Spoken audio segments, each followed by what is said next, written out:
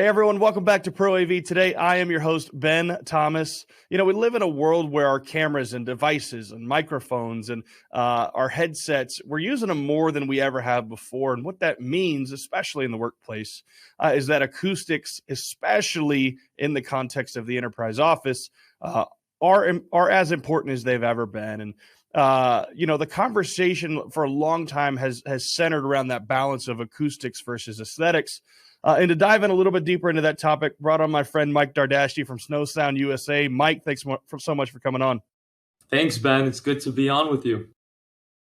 Kind of sticking right there on that first point, right? I mean, you look at the world that we're in now, and we'll call it post-pandemic. It's such it's an easy thing to point to, right? But now we're all on our phones all day. We're all shooting videos. We're all on hybrid meetings. We're all talking and having conversations in the workplace. And historically, I feel like that acoustical design has been pretty neglected in the workplace. Would you agree with that? Yeah, I mean, there's really two main points when it comes to acoustics in the workplace and the way that AV people see it. The first is the fact that conferencing and collaboration these days is more than we've ever seen. And that's because of what you mentioned, which is post-pandemic world. So people are trying to make up for the lost time. So everybody's moving faster. In order to move faster, it doesn't matter where people are. You need to have that meeting. So conferencing has been huge. At the same time, conferencing with people in different countries has also expanded with just more globalization of things. At the same time as all that, design for interiors is looking sleeker and more modern. What does that mean? Harder, more reflective surfaces. And so you're having these really nicely designed executive conference rooms or meeting rooms or bullpen areas that are using a lot of glass, a lot of concrete. People don't want to use drop ceiling grids.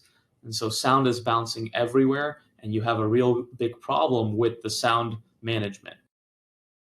Well, that's a great point, and kind of one of the ways that I like to say it is acoustical integrity has kind of been a nice to have, and now it's a have to have, and I don't really mean that lightly. It is literally essential to have meaningful conversations these days, because you look at whether it's meetings, whether it's conversations, content creation, whatever.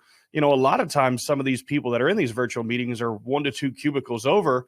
And the last thing you want is spill over from one person's mic into the other, and because that causes feedback and a lot of different things, and it's challenging, right? But what are some of the ways that specifically as companies are trying to evolve in real time? What are some of the things that you're seeing them do from an acoustical design perspective to really deal with this in the real time situation? We've definitely seen a bigger trend towards softer materials to be used inside of furniture, and as well as inside of space planning. For example, we produce a sound absorbing drapery textile that can be used to create spaces and divide spaces. So when you have that integrated into the space, it creates some visual privacy, but it also softens all of the sound in the space. We've seen a lot of designers using that as solutions to define spaces.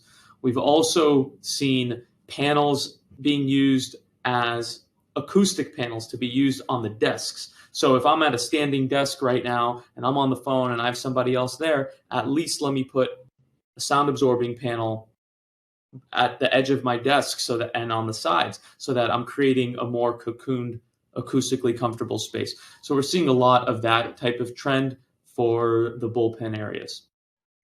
Well, one of the things too, and obviously I'm in a nice studio right now that's got acoustic paneling and treatment and things like that, especially when you're looking in rooms, whether it be a conference room, whether it be a studio, whether it be a collaboration space, there's a lot of intentionality now where people who historically may not have done a rebuild or a technological rebuild have actually made that jump, whether it's, a hybrid or collaborative workspace. And I'll use kind of the conference room as an example.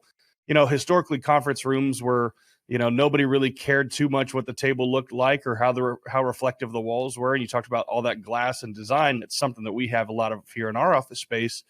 But how does the integrator actually help take responsibility for a lot of that, right? Obviously, from the technology standpoint, it's pretty straightforward, right? They're providing a lot of the services, microphones, tools, things like that. But how can they dive in a little bit more intentionally to the acoustical design side? It's really tough for integrators for really two reasons. One, they've just worked with their client or the designer to develop a space that's so beautifully done.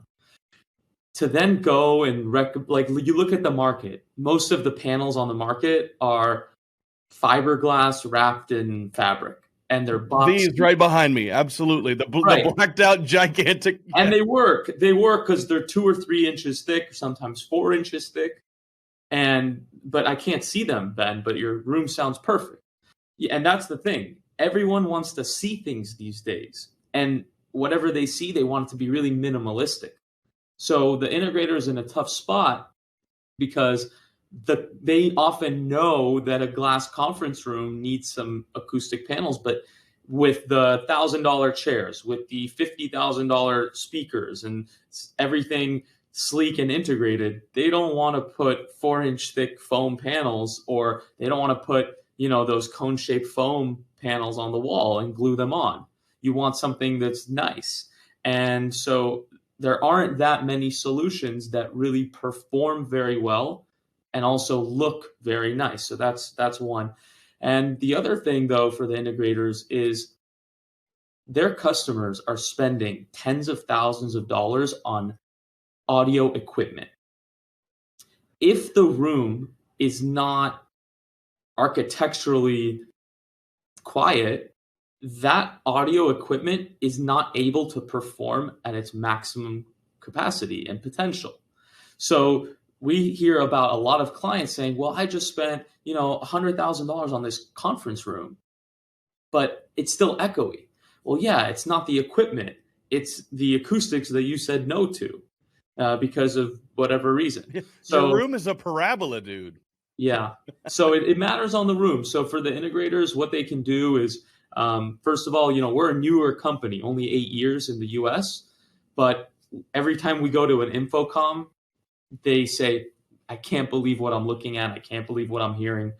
We have a patented technology that absorbs sound better than even 2 or 3 inch thick foam panels. So that's one thing. It's just awareness. So they should continue to do research on products that work really well, and then find ones that look great too. We're manufactured and designed in Milan, Italy, the design capital of the world. So when they have those types of solutions and they find those types of suppliers, to stick closely with them and to work with them, on a day-to-day or weekly basis. Well, one of the things I want to ask too, and obviously at the end of the day, the end users typically are the people who have to operate and move and use. One of the trends that we're seeing not only across AV but in design as well is modularity, right? This idea that I have one room that needs to be able to be a conference room for 30 people, and then in 10 minutes later just needs to be 1 or 2 people, right? How do you design that into, whether maybe it's portable, sound rejection tools, maybe it's not, but how are you seeing people design for modularity specifically? Yeah, the multi-purpose rooms are definitely more popular these days. You have these large spaces that can be used for a gathering of a lot of people or for one person speaking. So the best way to design for those is to talk to an acoustical, consulting firm. And the first key is to know how much product you need. Our services do include RT60 calculations and reverb time measurements and things of that nature that we can model. But the main key is knowing, okay, how much product do I need for this type of space? And then, yeah, usually, Ben, it's a combination of sound absorbing products on casters that they can move around and they can place in strategic areas. And the best way to do it, though, is to find a product that can be integrated into the design of the whole space. For example, if you have large windows, you need shades. And so how do you integrate acoustics into things that are already existing? So you replace a shade that has no absorbency with, let's say, one of our draperies or curtains that has 70, 80, 90% absorbency. So that's one thing. Another thing is the ceilings. Like, you can include artistic, architectural, suspended products that look visually interesting but are doing a dual purpose of absorbing sound. So products that have dual purpose are the best solution for multi-purpose spaces, and then products that can be brought in from one space to another on casters, for example, or freestanding units is another. Well, Mike, you're on a show that typically focuses on technology, so I have to ask this. There's this constant battle between aesthetics and acoustics, right? Especially when you talk about some of these larger spaces. How do you find that balance as somebody who wants to spend, $100,000 on some, Neumann microphones and incredible video technology, but also balancing it with something that works? How do you draw that line between acoustics and aesthetics? It's hard. You have to find non-traditional ways of applying the acoustics because, like we mentioned a little bit earlier, these end users are looking for sleek and modern. And most of the acoustical consultants in the market are only recommending things that they've worked with for decades, which is the old school type of foam panels. End users don't want that. And so that's why oftentimes these spaces get built, and only after the fact are they like, hey, we can't even have a conversation here. We need acoustics. So the best way to blend that is, our value proposition. And this isn't a plug, but this is why we're in business. This is why we shameless plug. You're on the show. Plug it away. It's the truth. It's hard. A lot of companies can't do both because to have just in acoustics in general, to have a product that's thin and sleek means not a lot of padding. Traditionally, not a lot of padding means not very good absorption. So you need to wrap all the walls. Nobody wants to do that. But for example, our company, Snow Sound, I don't know if people know where the name comes from, but we have a patented technology in the way we make our panels that absorbs sound the way snow absorbs sound in nature. So if you've gone outside after it snows, it's super quiet and peaceful. So our brand name comes from the fact that we make our panels in different layers, similar to how snow falls in nature. And with that type of thing, when you can find a product that can absorb very well and also look sleek, it gives end users a lot of play into how to integrate things inside. Mike, I feel like I'd be remiss if I didn't even bring this up, but whether you work full-time at home or whether you're hybrid or whether you're full-time in the office, the question always gets asked about, modifying the home office for, whether it's content creation, whatever. What are some quick tips that people maybe who want to upgrade some of the things at their home office acoustically could take away from our conversation today? Sure. For starters, put the products where the sound is coming from. So if you're working at home and most of the noise is coming from your kitchen, putting panels in your office isn't going to help that much. So the first key is identify where is most of the noise and sound coming from and apply the products in those areas. For those people that are looking at, they're sitting behind their desk in a room that's a little bit bouncy, the best advice would be something on the ceiling. The reason is, if you can choose one surface, ceiling is better than one wall. And that's because the ceiling is over the whole space, whereas one wall is only in that one area. So something on the ceiling, or if you're facing this way, the best advice is to put a panel or some product in the direction of your speech. That's another good tip. So hopefully those tips help those who are working from home to have a little bit of a better conferencing and audio experience when they're speaking virtually. Well, and I have a wood floor in my office at home, and a rug is like game changing. Having a rug on the floor has totally changed the sound of the room. But Mike, I can't let you leave without the shameless plug, right? Some of the work you guys are doing over at Snow Sound really is incredible, right? Not only just from an audio technology standpoint, but from finding ways to bridge that gap, right, between the acoustics and the aesthetics. You guys are doing some great training, and you guys are finding some ways to collaborate with the AV community, whether it's through companies like Modus VR or having those design tools, worrying about those audio bouncing beams and things like that. Talk about some of the great things happening over at Snow Sound, and we'll wrap it up. Thank you. Thanks. So yeah, we're the number one thing that AV integrators will tell you is their disconnect with the design community, because the designers are aesthetics first and AV integrators are performance first.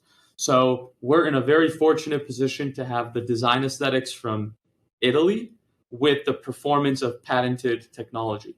So we are, for example, partnering with Modus VR to be able to have some design tools for integrators to be able to show the clients that acoustics can look pretty as well as work. The other things we're working on, hospitality wise, we're working very closely with Starbucks right now. We've done over 150 Starbucks stores in the last year. And that's because, their spaces are not using drop ceiling anymore. They're breaking the ceiling and going to the deck. Sound is reverberating. And we've been one of their trusted suppliers to transform that space while looking sleek and minimalistic. And we're actually coming out with an acoustical furniture line in 2023 to allow these integrators to use our seating for their customers, for conference room seating or sofas and things like that, to be able to make the difference. Well, Mike, it sounds like we got to have you back on next year. Wrap it up 2022. Obviously, lots of great things in the funnel for you guys. Mike, thanks so much for coming on the show. Thanks, Ben. I appreciate it. I'll be back. Absolutely. And thank you guys for tuning in as well. We'll see you again next time.